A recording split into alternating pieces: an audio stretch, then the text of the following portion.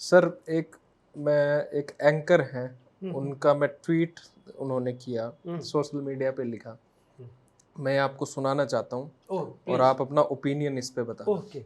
ये लिखते हैं कि सोशल मीडिया पर इन दिनों एक कॉकरोच पार्टी उगी हुई है, दावा कर रही है वो यूथ के अधिकारों की लड़ाई लड़ेगी।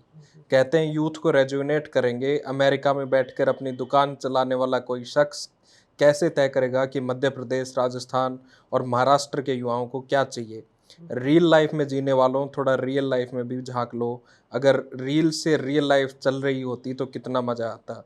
अब ये आप ध्यान से सुनना, आगे इन्होंने लिखा है जो, ये सच है कि आज का युवा जेन जी बदला है। आज वो अपनी सांस्कृतिक विरासत के प्रति सजग है। खाटू श्याम, सालासर बालाजी, महाकाल, काशी विश्वनाथ, राम मंदिर समेत सभी बड़े मंदिरों में दर्शनों के लिए लग रही युवाओं की लंबी कतार, भजन क्लबिंग इसका जीता जागता उदाहरण है। ओके। वो कह रहा है कि जेन जी जो है वो बदल रहा है और अपनी सांस्कृतिक विरासत के प्रति सजग हो रहा है, और उस सांस्कृतिक विरासत का जीता जागता उदाहरण है खाटू श्याम, सालासर बालाजी, महाकाल, काशी विश्वनाथ, राम मंदिर समेत सभी बड़े मंदिरों में दर्शनों के लिए लग रही युवाओं की लंबी कतार, भजन क्लबिंग इसका जीता जागता उदाहरण है। एक ना ओवर सिंप्लीफिकेशन भी कर रहा है आखिरी हिस्सा जो इसका है, और शुरू के हिस्से के ऊपर जाएं तो आप एंकर कह रहे हो तो ये भी समझ में आ जाना चाहिए कि भाई किन का एंकर है वो जो गोदी मीडिया है। अब वो मतलब कौन अमेरिका में बैठा है और कौन भारत में और कौन जापान में, ये मैटर नहीं करता आज के दौर में, because the world is a global village today. ये एक बड़ा गांव कह सकते हो दुनिया को, कोई कहाँ बैठा है ये ज्यादा मैटर नहीं करता। लेकिन ये कॉकरोच पार्टी को बनाने वाले क्या दावा कर रहे हैं ये भी आज के दिन मैटर नहीं करता, जहां तक मैं समझता हूँ। और वो क्या करेंगे या नहीं करेंगे ये कोई प्रेडिक्शन करने की अभी जरूरत नहीं है, कि उनका कोई पर्सपेक्टिव जो है वो सामने आना चाहिए कि क्या लक्ष्य है उनका। लेकिन दो बात साफ है, एक तो ये कि ये युवा के अंदर जो आक्रोश है वो इकट्ठा हुआ आक्रोश था। वो जो हमारे मुख्य न्यायाधीश साहब हैं उन्होंने तो तिल्ली दिखाई है, ट्रिगर नहीं कहते वो काम किया है बस। और वो जो युवा जिसने शुरुआत की, मतलब अभिजीत दीपके, हाँ नाम है, वो ये उनकी भी शुरुआत की हुई नहीं, उन्होंने भी तिल्ली दिखाई है। हाँ। कहते हैं कि एक छोटी सी चिंगारी पूरे जंगल को जला सकती है, बशर्ते की घास सूखी हुई हो। ये घास सूखी हुई थी, उसमें तिल्ली लग गई और वो चिंगारी भड़क रही है। अभी भड़की नहीं है, अभी धुआं निकल रहा है। धुआं अपने आप नहीं निकलता, कहीं आग जरूर होती है। ये वो धुएं के लक्षण हैं। और आग को जब तक आप शांत नहीं करेंगे ना, तब तक ना तो धुआं बंद होएगा और ना ही वो लपटें बनने से आप रोक सकेंगे। तो ये फालतू की बातें हैं, इस पे बैन ला दिया, उस पे लगा दिया, ये राष्ट्रीय हित में नहीं है, ये वो है वो, इससे बात होने वाली नहीं है। आप जो असली सवाल है उसको हल करो। और वो जो बात केवल कॉकरोच ही नहीं कहा, वो कई दिनों से कई बातें कहते रहे हैं, लोकतंत्र के भी खिलाफ कहते रहे, मजदूरों के खिलाफ, ट्रेड यूनियनों के खिलाफ कहते रहे। और ये तो पूरा ही फिलॉसफी पेश कर दी ना उन्होंने कि युवा क्या क्या बन के और सिस्टम पे हमला कर रहे हैं, आरटीआई बन के, यूट्यूबर बन के, सोशल मीडिया बन के। अरे क्या बात हो गई यार, सिस्टम पे अटैक कर रहे हैं। न्यायपालिका का काम सिस्टम को अटैक करने वालों की सुरक्षा में होना चाहिए, प्रोटेक्ट करने, ना कि उनके ऊपर लांछन या अटैक करने के लिए होना चाहिए। इसलिए कई लोग कहते हैं ये अवांछनीय टिप्पणी थी। मैं ये कह रहा हूँ केवल अवांछनीय नहीं थी, तो बहुत छोटा शब्द है। ये एक भीतर की बात थी जो बाहर आ गई। बाहर आके ठीक वो ना कहते तो भी भीतर तो थी। हाँ, और वो उस पद के ऊपर बैठ के जहां से न्याय की अपेक्षा की जाती है, वो किसी न किसी रूप में कर ही रहे उस काम को। तो ये अफसोस की बात। तो मूल रूप से इस फिनोमिना को या ये जो कुछ घटित हुआ है प्रकरण और हो रहा है, इसको इस तरह देखने की जरूरत है। ये जले पर नमक छिड़कने जैसा था। अच्छा अच्छा। वरना आप देखो 22 लाख अभ्यर्थी हैं जो नीट का पेपर देते। कितना बड़ा मजाक है, कितनी मेहनत करते हैं, पूछो नहीं।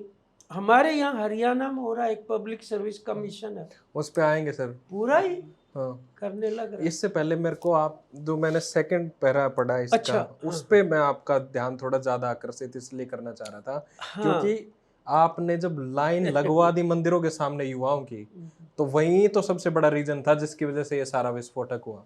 और आप किस तरीके से देखते हो एक सोसाइटी में, हिंदुस्तान जैसी सोसाइटी में जो प्रोग्रेसिव सोसाइटी रही है, पिछले एक सेकुलर सोसाइटी रही है, वहां पर इतना ज्यादा रिलीजियोसिटी का बढ़ जाना, वो भी सिर्फ और सिर्फ पॉलिटिकल रीजंस के लिए, रीजंस की वजह से। तो आप इस चीज को कैसे देखते हो? एक हिस्सा तो वो है जो आप रिलीजियोसिटी और पॉलिटिकल फैक्टर उसके पीछे देख रहे हैं। एक और भी है। यहाँ पे आप देखो कि नौकरी मांगने वालों पे तो लाठी बरस रही है और कावड़ लाने वालों पर फूल बरस रहे हैं। यहाँ है स्टेट जो इसको मतलब प्रोत्साहित कर रही है, जो उसका काम नहीं है। मतलब प्रधानमंत्री का काम नहीं है मंदिर की उद्घाटन करना। ये मतलब जो संतों का, बाबाओं का काम है उनको करने दो, आप अपना काम करो जो आपको जिम्मेदारी मिली हुई है। और ये जो एक और भी एंगल है जो मैं आपकी तरफ ध्यान खींचना चाहता हूँ, वो ये है कि उनको कहीं ना कहीं ऐसा भी लगता है कि ये सालासर या उधर जाके या कावड़ ला के क्या पता इससे बात बन जाए, ये भी करके देख लेते हैं। कहीं ना कहीं एक ना जब सारे अटेम्प्ट कर लिए और चारों तरफ से निराशा और हताशा, तो उम्मीद हाथ लग रही है, तो उसको भी एक ट्रायल करने में वो सोचते हैं। मुझे कोई, देखो व्यक्तिगत तौर पे मुझे कोई आपत्ति नहीं है वो जहां भी जा रहे हैं, क्योंकि ये हर नागरिक का अपना एक अधिकार है। और जब तक आप उसके सामने संघर्ष का एक वैकल्पिक रास्ता नहीं पेश कर देंगे, तब तक आप उसका वो छुड़वा नहीं सकते। आप एक बेहतर ऑल्टरनेटिव पेश कर दो, वो अपने आप ही वहां से जो अंधविश्वास कह लो या जो एक तरह का आडंबर है या कर्म कांड है, उससे उल्टा मैं रिलीजन को और कर्म कांड को भी अलग अलग करके देखता हूँ। ये जो कुछ कर रहे हैं ये रिलीजन नहीं है, ये रिलीजन का बल्कि नेगेशन है। ये धर्म का नुकसान कर रहे हैं कुल मिला के, जिस तरीके की धर्मांधता और नफरत पैदा कर रहे हैं। ये इसलिए इस बात की चिंता उन लोगों को होनी चाहिए जो ईमानदारी से धर्म में विश्वास रखते, क्योंकि ये उनके विश्वास पर चोट है। आप एक मतलब मुसलमान के खिलाफ नफरत पैदा कर रहे हैं, इसकी सबसे पहले नजर हिंदू की पड़नी चाहिए कि ये तेरे धर्म का अपमान हो रहा है। तो अगर मान लो मस्जिद के आगे डीजे बजा के ईद वाले दिन नाचना चाहते हैं या चर्च के आगे जाके हुड़दंग करना चाहते हैं, तो ये उनके लिए तो फियर पैदा कर रहे हैं। लेकिन जिनके धर्म के नाम पर ये हो रहे हैं ना, उनका फर्ज बनता है कि वो उनको रोकें, आइसोलेट करें, उनकी निंदा करें। तो ये नौजवान जो जा रहे हैं उधर, ठीक है, अपने आप में चिंता का विषय है, लेकिन वो अगर अपना ठीक है भाई पीसफुली की तो धोख मार गाड़ लाग रहा है, चलो भाई कोई बात ना, और क्या कह सकते। लेकिन उसको संघर्ष करना पड़ेगा नीति परिवर्तन के लिए।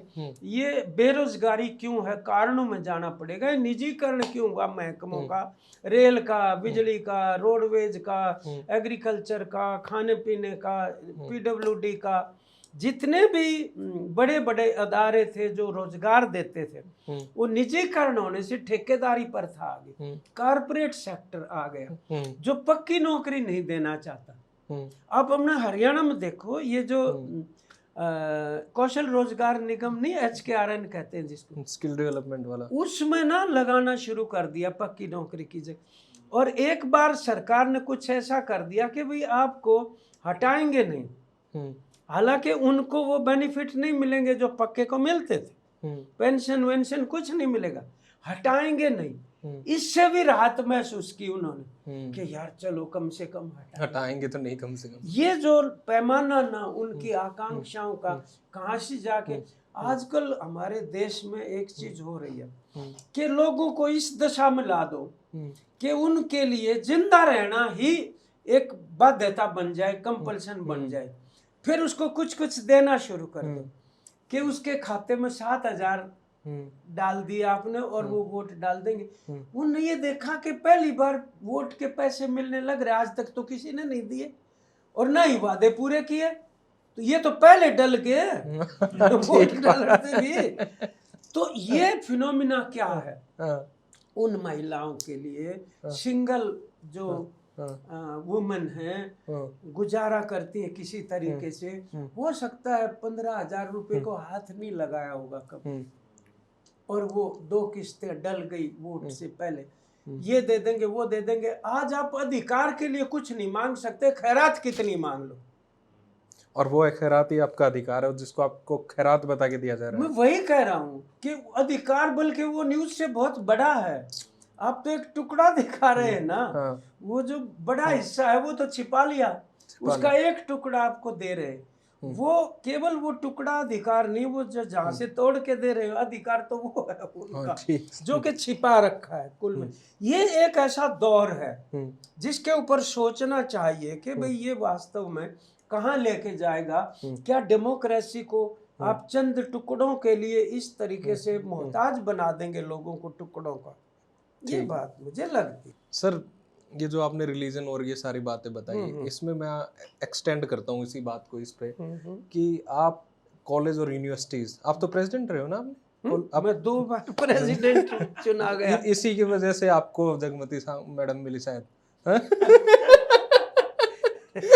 How lucky you are. बात निकलेगी तो दूर तक जाएगी। तो रिलीजन बोल रहा हूँ, कॉलेज यूनिवर्सिटी जो प्यार और क्रांति की जगह है, जी जी, वहाँ पर आप बढ़ते हुए रिलीजन को किस तरीके से देखते हो, पर्टिकुलरली हरियाणा में? क्योंकि जितनी भी स्टेट यूनिवर्सिटीज़ हैं या सेंट्रल यूनिवर्सिटी भी है हरियाणा में, मैं वहाँ को देखता हूँ तो ऐसा लगता है कि ये जो ऑटोनोमस बॉडी थी ये कम्प्लीटली एक रिलीजन का, टेम्पल्स वगैरह इन सब चीज़ों का एक एक्सटेंडेड फॉर्म बन चुकी हैं। तो आप इनको किस तरीके से देखते हो? ऐसा नहीं हो रहा, वो रिलीजन का एक्सटेंशन नहीं है। मैं तो शुरू में ही कह दिया, जिसको वो रिलीजन कह रहे वो रिलीजन है ही नहीं। एक बात तो है ये। दूसरी बात ये है कि यूनिवर्सिटीज में, चाहे वो हरियाणा की हो या दूसरी जगह की, कमजोरियां थी जो अपने दौर में हम भी उनको दूर करने के लिए संघर्ष कर रहे थे।